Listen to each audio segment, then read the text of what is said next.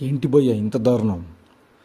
అసలు ఆ న్యూస్ చూస్తే ఏం చెప్పాలో అర్థం కావట్లేదు అసలు.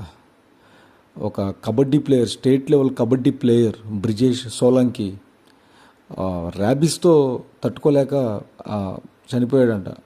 అసలు వినడానికి ఎంత బాధగా ఉందంటే, ఎంత స్ట్రాంగ్ పర్సన్ కబడ్డీ ప్లేయర్ అంటే.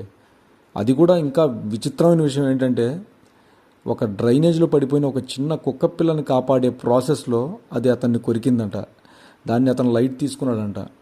సో చూడండి ఎంత ప్రమాదం అయిందో చూడండి. అది ర్యాబీస్ కేవలం 3 నెలల్లోనే ఒక మంచి ఒక యంగ్ స్పోర్ట్ టాలెంట్ని చంపేసిందండి.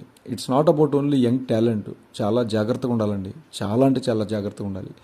ఎంత మంచి పని చేస్తున్నావు అనేది కాదు, దాని ద్వారా నీకే ప్రాబ్లం రాకుండా కూడా చూసుకోవాలనేది దీని నుంచి అర్థమవుతుంది మనకి. అదే తెలుసుకుందాం, అదే నేర్పిద్దాం.